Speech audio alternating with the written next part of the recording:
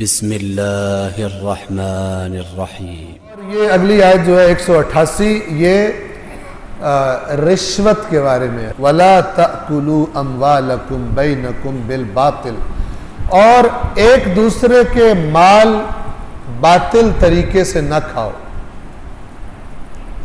ایک جائز طریقہ ہے، کوئی کسی نے محنت کی اور آپ نے اس کی محنت کی اجرت دی، آپ نے کوئی چیز بیچی، کسی نے کوئی چیز خریدنے کے لیے اس کی قیمت کے لیے پیسے دیے، یہ بالباطل نہیں ہے۔ لیکن ایک ہے، کام تب ہوگا جب اتنے پیسے میری جیب میں جائیں گے۔ کام جائز ہے، میری ڈیوٹی ہے میں کروں، لیکن میں کہتا ہوں نہیں، پیسے ہوں گے تو میں کروں گا۔ اب اللہ کہتا ہے یہ کام نہ کرو۔ اور وَتُدْلُوا بِهَا إِلَى الْحُكَّامِ لِتَأْكُلُوا فَرِيقًا مِّنْ أَمْوَالِ النَّاسِ، ٹھیک ہے، ایک دوسرے کے مال باطل طریقے سے نہ کھاؤ، اور اپنے حکام، افسر، ٹھیک ہے نا، تو چھوٹا جو ہوتا ہے نا کہتا ہے بھائی میں چھوڑ بھی دوں تو افسروں کو تو میں نے دینا ہے، وہ تو میری جان نکال دے گا اگر میں نے اس کو نہ دیا تو۔ میں مجبور ہوں میرے بھائی، میں مجبور ہوں، میں اللہ سے ڈرتا ہوں، مجھے پتہ تو مجبور، لیکن میں کیا کروں۔ وہ جو اوپر بیٹھا ہوا افسر، یعنی وہ سسٹم، پورا سسٹم بنایا ہوتا ہے، تو اللہ نے اس سسٹم کو ٹارگٹ کیا، کہا کہ اپنے افسروں کو بھی نہ کھلاؤ تاکہ تم لِتَأْكُلُوا فَرِيقًا مِّنْ أَمْوَالِ النَّاسِ، تاکہ تم خود بھی کھا سکو لوگوں کے مال میں سے ایک حصہ، ٹھیک ہے، ایک حصہ افسر کو کھلاتے ہو تاکہ افسر کا شاباش یہ تھوڑا سا، ٹھیک ہے، یہ ہڈی تیرے لیے بھی ہے، تو بھی کھا، افسر بھی کھائے اور تو بھی کھا۔ فریقا من اموال الناس بالاثم، گناہ سے، تاکہ تم بھی لوگوں کا مال کھا سکو، وانتم تعلمون، اور تمہیں پتہ ہوتا ہے کہ تم کیا کر رہے ہو۔ بچے نہیں ہوتے تم کہ تمہیں پتہ نہ ہو۔ جیسے میں نے عرض کی تھی شاید یہیں پر کہ اللہ کے نبی نے کسی کو کوئی ذمہ داری سونپی تھی اور رسول اللہ کو پتہ چلا کہ اس نے رشوت کھائی ہے، تو جب اس کو بلایا گیا تو وہ کہتا ہے یا رسول اللہ، انہوں نے ہدیہ دیا تھا مجھے، انہوں نے مجھے گفٹ کیا تھا۔ بعض لوگ سمجھتے ہیں کہ اگر نام بدل جائے تو چیز کی حقیقت بھی بدل جاتی ہے، ٹھیک ہے نا۔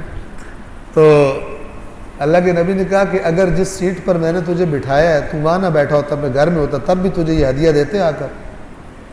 چھپ کر گیا۔ اللہ کے نبی نے فرمایا کہ اس کو اتارو وہاں سے، اور آئندہ اس کو کبھی یہ ذمہ داری کوئی نہیں دی جائے گی کہ یہ خائن ہے۔ آج آپ دیکھیں کھائے جا رہے ہیں اور افطاریاں بھی ہو رہی ہیں، اور سارے کھاؤ مل کر آج کولیگز کی افطاری، رشوت کے مال سے مثلاً افطاری ہو رہی ہے آرام کھا کر، عجیب و غریب ہے۔ اور بعض کہتے ہیں کہ میں افطاری اس سے دیتا ہوں جو میری تنخواہ ہوتی ہے، باقی جو اوپر کا مال ہوتا ہے اس سے میں حج پہ میں اس مال سے جا رہا ہوں جو میری تنخواہ کا ہے، ٹھیک ہے نا۔ باقی تعویلیں کرتے ہیں، اپنے آپ کو دھوکے دیتے۔ بل الانسان علی نفسہ بصیرہ، اللہ فرماتا ہے بلکہ انسان اپنے نفس پر بصیر ہے، اچھی طرح جانتا ہے کہ میں کون ہوں اور کیا کرتا ہوں۔ وَلَوْ أَلْقَى مَعَاذِيرَ، اگرچہ انڈیلتا ہے بہانے، یہ اس لیے کر لوں، اب پتہ ہوتا ہے۔ جس نے سزا دینی ہے اس کو بھی پتہ ہے کہ اندر کیا چل رہا ہے، فلم کیا چل رہی ہے، اور جو یہ خود ہے اس کو بھی پتہ ہے۔ دوسروں کی تو وہ دوسرے فراڈ اگر کھا بھی جائیں، اللہ سے کوئی فراڈ نہیں کر سکتا۔ تو مثلا کہتے ہیں کہ جی ہم حج پہ جا رہے ہیں، کون سے پیسوں سے؟ جو ہماری تنخواہ کے ہیں، جو باقی پیسے ہیں ان سے ہم مثلا، اور تو وہ جو ہڈیاں اور گوشت اور خون لے کر جا رہے ہو حرام سے بنا ہوا، وہ حج کی قبولیت میں، کیونکہ اللہ تو متقین سے قبول کرتا ہے۔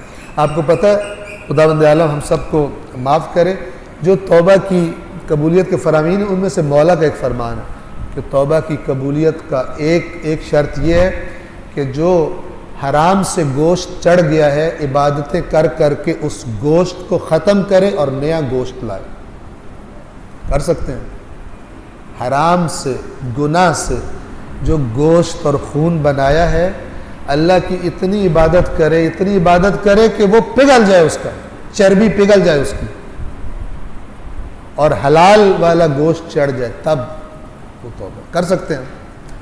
بہتر ہے کہ چڑھائیں ہی نہ اس کو، جو کام بعد میں ہم کر نہیں سکتے۔ بعد میں زندگی کا سٹینڈرڈ اوپر ہو جاتا ہے، پھر انسان کہتا ہے نیک بننے کا خیال بھی آئے، کہتا ہے اب یہ جو پہاڑ ہے، لائف سٹینڈرڈ کیسے نیچے آؤں، ٹھیک ہے، بڑی گاڑی سے کیسے چھوٹی گاڑی پہ آؤں، گاڑی سے کیسے موٹر سائیکل پہ آؤں، موٹر سائیکل سے کیسے مثلا سائیکل پہ ہوں، اپنے اپنے درجات ہیں. پھر بندہ کہتا ہے اللہ بڑا غفور الرحیم ہے، اور اس سے بڑا فراڈ اس وقت ہوتا ہے جب اس کو کوئی دین بتانے والا بھی مل جاتا ہے. بھائی کوئی بات نہیں، سب گناہ گار، سب گناہ گار. وہ پھر اپنی جیب سے نکالتا ہے، اپنی حلال کی کمائی سے. مولانا صاحب آپ مجھے بچا لیا ان رشوت کھانے کا لائسنس دے. پھر اگر کوئی کہے کہ نہیں یہ صحیح طریقہ نہیں ہے، کہتے ہیں یہ مولوی بڑا خراب ہے، بڑا سخت ہے، وہ وہابی ٹائپ کا مولوی ہے، غلط باتیں کرتے. تو صاف بیان کرے وہ غلط ہے، تو شارٹ کٹس بنا کے دے دے کہ وہ ٹھیک ہو جائے. لہٰذا انسان شروع سے بچوں کی تربیت وہ کرے، ان کو عادتیں ہی ایسی ڈالنے کے بعد میں ان کی خرابیاں نہ ہوں. مثلا آپ ایک اچھی عادت جو بچوں کو ڈال سکتے ہیں، چھوٹے بچے جلدی مانتے ہیں، آپ بچوں کو پاکٹ منی دیتے ہیں، آپ بچوں کو عادت ڈالیں کہ جو آپ کو جو بھی ملتا ہے نا اللہ کی طرف سے ہوتا ہے. بابا بھی دیتے ہیں، اللہ کی طرف سے ہوتا ہے. اماں اور بابا کو اللہ دیتا ہے، اللہ کہتا ہے کہ بچوں کو دو. اور اب اللہ نے کہا ہوا کہ جس کو میں دوں تو اس کو اس میں سے کچھ مجھے بھی دینا چاہیے. تو بچپن سے اس کے ذہن میں یہ لنک بن جائے گا کہ میرے پاس جو آ رہا ہے اس میں سے کچھ میں نے اللہ کو بھی دینا ہے، کچھ میں نے خدا کو بھی دینا ہے. وہ آپ کا صدقہ جاریہ. آپ دنیا سے چلے گئے، آپ کا بچہ جو کما رہا ہے خدا کے راستے میں دے رہا ہے. پودا آپ نے لگایا تھا، اس کے پھلوں میں آپ شریک ہیں.